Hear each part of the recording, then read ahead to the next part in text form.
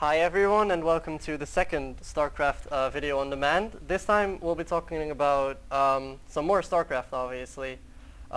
Everyone who thinks that StarCraft is individual, please reconsider because what we'll be talking about today is StarCraft team leagues. We've been covering a couple of them on Cadred, and the first one that we'll be talking about is the North American Star League, their team league, and the IPL's Team Arena Challenge. But first, let's get into a little bit of a history about Star Leagues. Now, I've got obviously Graham with me. Graham, tell us a little bit about the team leagues that Brood War used to know. I guess it's easy to look at StarCraft 2 and think that perhaps team leagues are really a really insignificant part of the game. And so far, that's been true with StarCraft 2, but it doesn't have to be the case. Particularly if you look at Brood War, the Team League was a really massive part of the StarCraft 2 calendar, because they had what was called Pro League. Well, they still have Pro League, and I believe actually this last year it was one of the most viewed things, like the grand final when it was broadcasted, in the 18 to 20 demographic, like for South Korea as a whole. So it's actually a really big deal, and they'd have like I think it was 3 or 4 month season, and all the teams would play each other loads of times. They even had a team that was from the South Korean Armed Forces. It was their Air Force team, so players could keep playing even after they'd gone into their military duties, because they have what do you call it? I'm not sure when Yeah, military service, I guess. yeah, it's like conscription or something for like a year. But that was one of the biggest parts of the StarCraft 2 calendar, and probably even more important than the individual leagues, really. Right, and StarCraft 2 is starting to get to know them a little bit now. We're into the second season of IPL's Team Arena Challenge. I guess the NESL's Team Challenge is the first season. EG has been hosting a couple cups, and even the GSL has a team league, so it's starting to pick up. Now, let's get into the leagues that we cover on Cadred. As mentioned, the Team Arena Challenge and the NESL Team League. These are pretty good examples for team leagues because they host different scoring systems. First of all, the IPL Team Arena Challenge, which is a pretty straightforward all-kill format, which means in a best-of-9 fashion, the first team to get 5 wins the match. You can just use one player, and if he wins against 5 opponents, then the other team is out. The NESL, I believe, has a totally different way of hosting their team league. Graham, what do you have to say about that? Yeah. Well, the NASL is a more similar to the old Brood War Pro League system. So instead of having an all-kill format where one player can stay on and essentially beat a whole team, which can be pretty exciting in itself when it happens, each team before the match decides, well, depending on what tournament it is, it'll be 3 or 4, or maybe even 5 players if it's a really big one. They choose which 5 players are going out and which order, and then it's down to the luck of the draw as to whether they have good matchups against the other team, which can itself be quite a fun part of watching the team league, because you're never quite sure who's going to be playing what, and they don't have as much time to prepare, I think. Yeah, exactly. And what is really important about that way of playing as well is that the depth of a team's roster is the most important. If you look at a team like Millennium, they obviously have Stefano and then they have Feast, but to back that up, they have a lot of mediocre players, which means in an NASL format, they would stand less of a chance against other teams who have a deeper roster, like let's say EG or Team Liquid. Exactly. Whereas in the all-kill format that the Team Arena Challenge uses, obviously Stefano could just be the first guy sent out, kill 5 players, and then they won that matchup. So, I mean, that's a pretty significant difference. And which do you prefer, Graham, to see? Well, I have 2 different answers for you depending on which hat I'm wearing. If I'm wearing my viewer's hat, I think I prefer the IPL one, the all kill format, because the reverse all kill is like the best thing that you can ever see.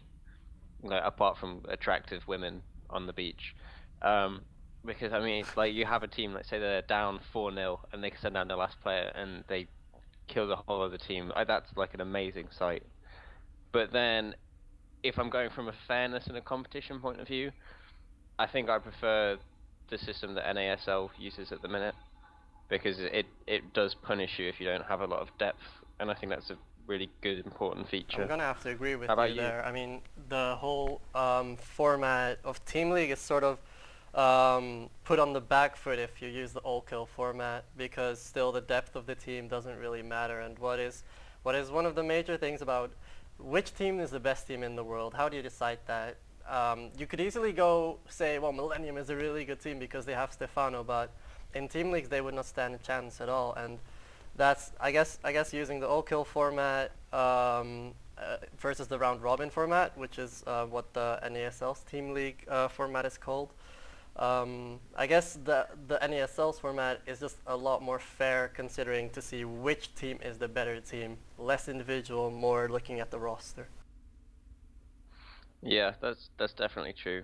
Although just to play devil's advocate for a second, one thing that can be said for the all kill format, like when you have a big roster, you have more of a chance to prepare like specific snipers for a different team, and you can't do that in the NASL format because you don't know who's going to be playing who. Exactly. So I'm leaving it there. You can make what you want of it. Great, and it's for everyone in itself to decide. I guess if you're a viewer, then you might be more into um, the all-kill format, just as Graham said. However, if you're like a really critical player and you want to see, which team is better, then maybe the round robin version of things is better. We've got a replay for you guys as well while we're gonna continue talking, which is of the recent IAM Sao Paulo, which we covered. It's going to be versus Aegis the Muslim. Obviously, the entire United Kingdom is rooting for him, versus Empire's Violet. So let's get into this demo then. Obviously, it's going to be a Terran versus Zerg, and it's going to be on Antigua Shipyard. But a little bit less about that. Let's talk about the players. Aegis the Muslim, and specifically his team, Evil Geniuses. I mean, they have a pretty deep roster. They've got Idron there, who's obviously a fan favorite, or a not so fan favorite, considering what way you look at him. But I mean, he is considered a really good player. Then to add that, they've got JYP, the Korean. They've also got In Control. Puma. They've got Puma, obviously. No way how I could forget him.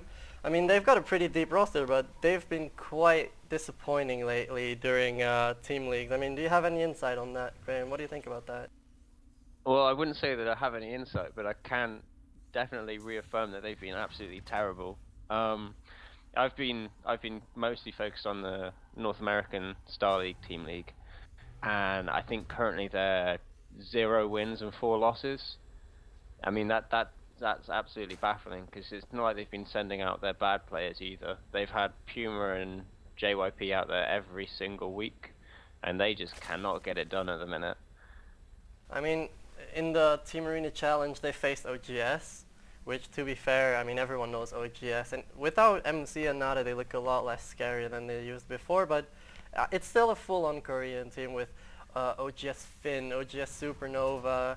I mean, you can't blame EG for losing to them, but in the North American Star League, I really think they have been quite disappointing. Um, is it down to the matchups? Is it down to luck? Well, what do you think about that? I honestly don't know what to tell you. I mean, I don't think it's down to the matchups because they're all good enough players that they should be good in all of the matchups, to be honest. I mean, the only one who has a really glaring weakness is JYP in his versus Terran, but I think he actually won his only versus Terran in the North American Star League so far, so you can't blame that. I guess you could maybe say they're not taking it seriously enough, but I can't see why you wouldn't take it seriously because it's got quite a substantial prize fund, I think. Yeah, I'm not quite sure. I don't think EG are actually not trying. I guess the main point that they're doing wrong is they faced off against a lot of Korean teams in IPL before, which, like I said, You can't blame them if they lose to Korean teams, but it's just a really tough situation. I mean, at a certain point in time, you're going to say, well, surely they're going to win this matchup, and then they fumble it and they lose it again. I mean, what can you say about it? It's just really disappointing. And even with them hosting the EG Masters Cup, which, in my opinion, is a really nice format, I mean, would be kind of disappointing to see the hosting team go out in the first round just because they can't get it done versus a significantly lesser team. Yeah, although I'm fully expecting to see them crash out and burn if they carry on like they're playing at the minute. I mean, they're the complete opposite to Empire right now. Like Empire is, they're not so well known as EG because EG is like, well, EG is obviously like they are the big dogs in the league right now. But Empire have they've been getting it done. They're 4-0 in the North American Star League right now, and they've just picked up Violet, which is a huge pickup for like them. I mean, he played really well at Sao Paulo. Spoilers if you haven't seen it, he won the event. But yeah, I mean, what do you think about Empire at the minute? Empire have done a really good job getting their roster to be as deep as it should be. Like, obviously Violet is a really nice ace to have, but he's not just the only player on their team. They've got Kaz. Kaz obviously was one of the big up-and-comers, and I'll tell you something, he isn't one of the big up-and-comers anymore. He's made it. And BCQT, who I think is pretty I guess he was underperforming before because I knew for a fact this guy could beat almost anyone. And I don't know, he's been getting it done lately in the team leagues, and I guess that's where they're supposed to be. I mean, for a European team, they're looking really, really scary. In IPL, they've been doing pretty decent.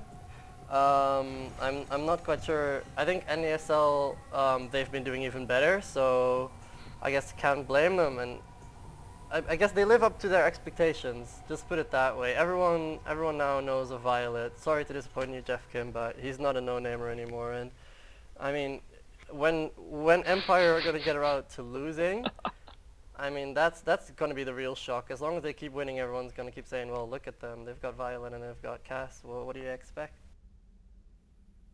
Yeah, I mean, I think Kaz for me is like, well, Kaz and Violet, they're a really good base to build a team around, and you can almost guarantee that they're going to be taking you home 2 maps, and when it's only 3 maps that you need to win, that's a pretty good start to have, especially when you've got like a really like strong backfield like Beastie QT and players like that. I think they're going to carry on being quite dominant at the minute. They're probably my favorite non-Korean team at the minute. Talking about favorite non-Korean teams, what do you think about Mouse Sports, man? They've been doing it. I guess it's sort of the fashion to be really good at the ladder and then just sort of disappoint later. I mean, if you look at Titan, we had a go at him last cast as well. He's #1 Grandmaster in Europe for quite a while, and he goes to IAM Kiev and get absolutely rinsed. I mean, he stood no chance. I think he got 1 map.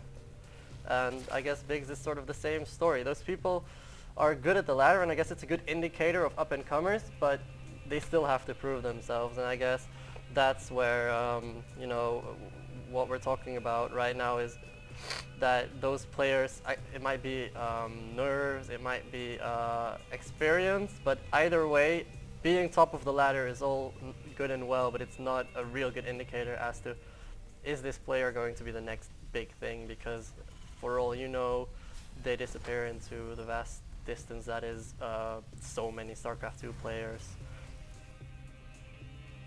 Yeah, I mean, and just to stay on Mouse as well, I think because they have such a small roster, and some of it is made up of specifically up-and-coming players, because they've got Hero Marine as well, he's about 14 years old, I think. When their big guns stop playing well, when Morrow and Thorzane particularly, if they're not on their game on the night, they really suffer as a team, and I think that's when you can see perhaps how they would do better in an all-kill format than in the NAS L1, which they're only 2-2 Right. at. That's the only reason I can think of it, because obviously Thorzane plays phenomenally well. He just, when you see him play, he plays really slowly, and everyone usually knows what he's doing. but he's just so methodical and so well thought out that you don't actually get around to killing him. And I mean, that's why um, he's been winning a lot, I think. And I guess Morrow is a big name as well in that, because he used to. I'm quite sure he trained in Korea for a significant amount of time. So, I well, think he's still there. that's what I Actually. mean then. Exactly, facing off against Korean players, who better than to have Morrow play against them and, probably take the wins over them. I guess he's in Europe. It's sort of a trend, or in foreign play, it's sort of a trend to sort of forget about the people that go to Korea. I mean, Nama, we haven't heard about him a lot. I would say that a player like Sase just disappeared to Korea and was never to be heard of again.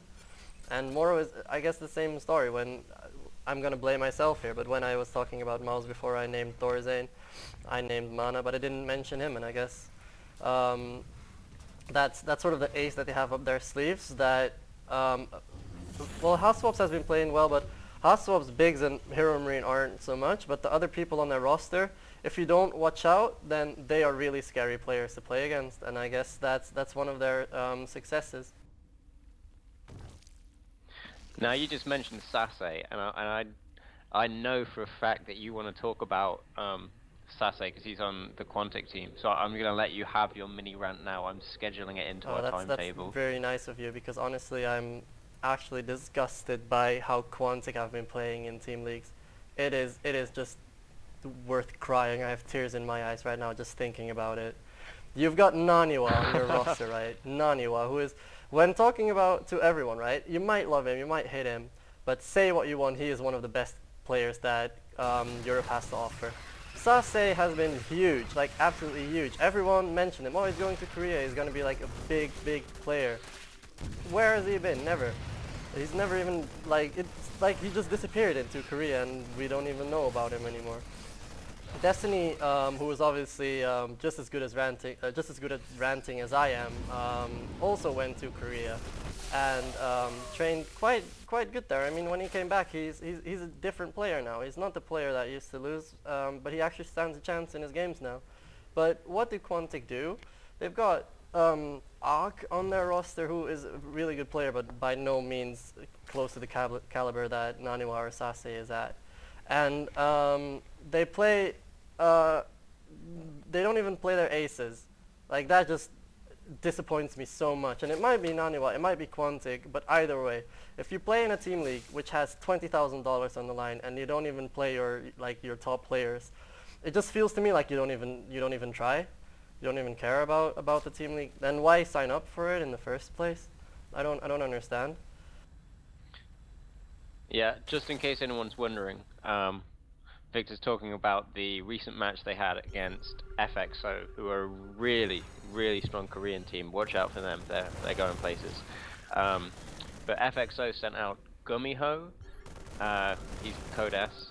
I think he just Yeah, get he's picked in the to round of 8 beating, Code S this well, what season? everyone agrees to be is the strongest player in the world in MVP. I mean, that guy is on the next level, and Gumiho was up against him in the GSL groups for the round of 8. Beat him 2-0 in the first encounter that they had, then had to beat him a second time when MVP played against him to see who advanced from the group, and beat him again in a total series of 4-1, which is just incredible because no one gets that close really to good. MVP. And I'm not even gonna say that MVP didn't try, because he tried, and he got outplayed at what he plays at best. I mean, he plays his mech with the tanks, with the Thors, and with the medevacs. Gumiho did exactly what MVP did and just took it to another level, and MVP had no answer. In the last game, when he was down 3-1 and he had to take the game, MVP didn't even have a clue what to do and decided to go with Bio and lost it still. So, I mean, a huge, huge shout out to Gumiho. If anyone is going to be the new MVP, then that's the guy to watch. So they sent out Gumiho. They had Oz as well. He was Right, Code and S, I think. they had Lenok, Did they send obviously. out Enoch as well? Yeah, last year's freaking finalist of the GSL. And then, oh, Quantic just sent out Flow. The Hi guys, we're back. Yeah, really sorry about that. Victor was obviously raging a bit too hard about Quantic, and it's made his PC go mental and die on us. But never fear, we're back now, and I guess we'll pick up where we left off. Yeah, how should Quantic be playing it then? I mean, the main part is it's quite sad to see them playing in such a team league and playing in the main bracket and then not even trying. That's the main point that I'm trying to get across because that's really what it looks like. And I guess that's the wrong mentality to take. I mean, if you have Nanu on your roster and people don't care for him already, then perhaps you should try a little bit harder and get some fans on your side. Yeah, it's like having a Ferrari and driving it at 30 miles an hour like Right. the whole time. Yeah, That's what that's they're doing, probably the really. best metaphor that you could think of. You could think about. We've been neglecting the replay for the most part, but as you can see by the supply so far, the Muslim about 140, 130, Violet about 90. I mean, it's looking quite bad for Violet as well in terms of expansions. Violet's getting a third, but the Muslims obviously got 3 bases up and running. Although 2 are almost mined out, that's the same for Violet, so he's barely even mining anymore. I mean, looks like UK is going to take it unless Violet's going to win it with this last engagement here. Although, spoiler alert, we don't win the whole series, guys, so don't get too excited. He gave it a valiant effort though. I mean, he was down 0-2, brought it back to, I'm not gonna say how far, but I mean, the thing Real is subtle. how he lost. I'm not sure if you saw it, Graham. It was quite sad. He actually had it won, guys. He actually had it won.